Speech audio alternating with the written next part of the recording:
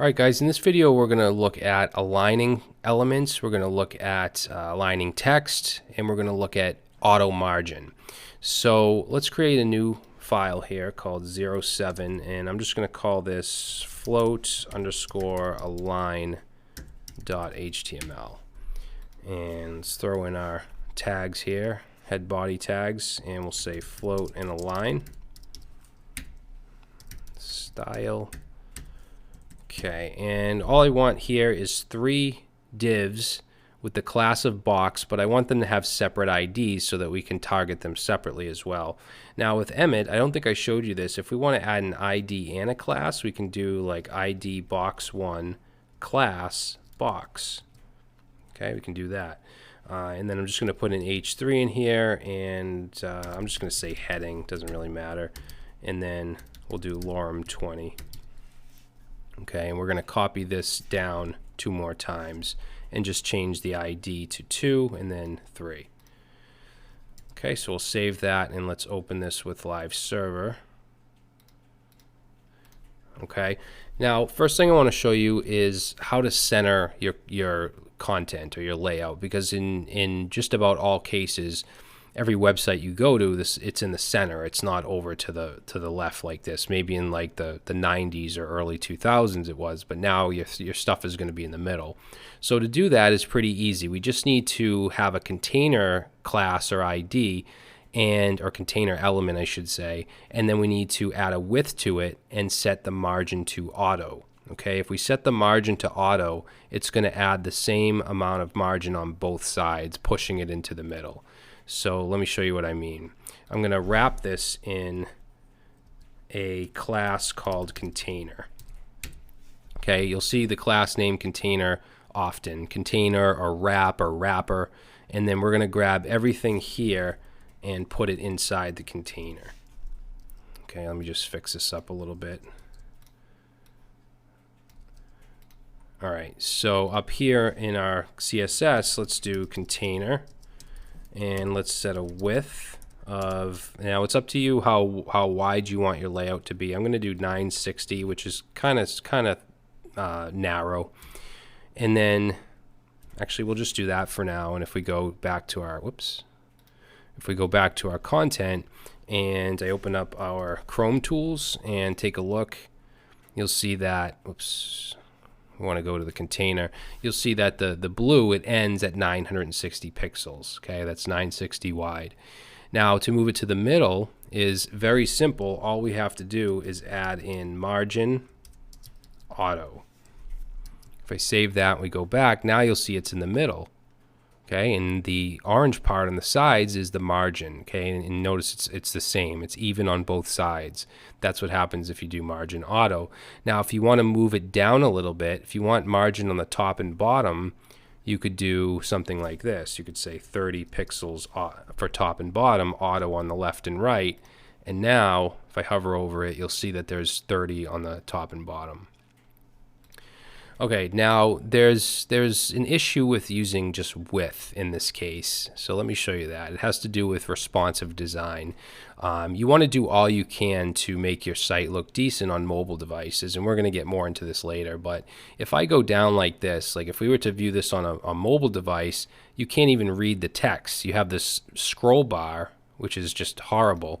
We want all the text to display here. So to fix that is very simple. All we have to do is go from width to using max width. So if I save that and we go back, now all the text is there, okay, regardless of the screen size. And then once I get to 960, it's gonna stop. That's the boundary, because we set a max width of 960. Okay, so you should always use max width on your containers.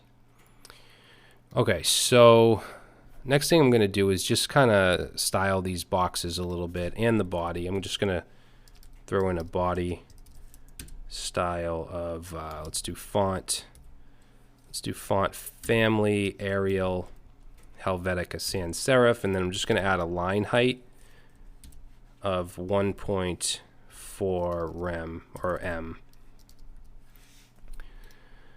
And let's see, let's style the box class a little bit. So for box, we'll do background light gray and border 1 pixel solid dark gray, padding 20 pixels, and let's do margin bottom 15 pixels. All right, so let's take a look at that. So all of our boxes now have 20 pixels padding. They have the border, the background, and some margin to push the other ones down. So before we get into floating, I just want to look at the text align property, and that's what text align is used for. It's just text. It's not used to align boxes and stuff. So let's just target the paragraph in here. So I'm gonna say box, and then we want to grab the paragraphs within the box. Let's put a comment here saying this is for the text align property. So by default, it's aligned to the left. If I do that, it's just going to stay how it is. But let's say we wanted it aligned to the right. Whoops, we want to do text align right. And if we look at that, now the text is aligned to the right. If we want it to the center, we could do center, and it's just overwriting. I can leave these, whatever the last one is, that's going to overwrite the other ones. So now center, okay, so that was center, and that text align center is used often. And I could put text align center on the div if I wanted this, and if I wanted everything within it to be centered as well. And then we could also do justify. So justify will just make the edges all even. You can't really tell here because there's not much text, but if I make this smaller, see how it's all even on the edge? So that's justify. I'm sure you guys have used justify in like Microsoft Word or something. All right, so now I want to talk about floating. And I just want to explain something real quick. So I'm going to just do a search for HTML layout example. Go to images. Let's see. Let's look at this old Bootstrap layout. So over here we have a sidebar, and then we have a main area. Okay, so these are aligned horizontally. And then inside the main area we have some boxes that are also aligned horizontally. Now we can do this with floats, and that's what we're working on right now. But that's not the way that you should do it now, okay, these days. Because now we have Flexbox that's built into CSS. We also have CSS Grid. And to use those, we use the display property. We can say display flex or display grid. And then we have some other properties that are associated with it. And this is the way that you should do this stuff these days. A couple years ago, we would have to use floats. And floats are much more of a pain in the neck because you have to clear them. It's more of a pain dealing with responsive design, dealing with mobile devices and stuff like that. So it's not ideal anymore. But with that said, I still want you guys to know how to use floats. In fact, the project that we're going to do next, the hotel website, we are going to use floats because I don't want to get into Flex or the grid just yet. Okay, so just keep that in mind. Just keep in mind that we're learning floats, but it's not something that you're going to use that much, or that you should use that much. So let's say that we want to take box 2 and 3. We want box 2 to float to the left, come to about here or so. We want box 3 to be kind of a sidebar, a more narrow box. So let's do that. Let's jump in and let's target box 2, which has an ID of box 2. And let's say float to the left.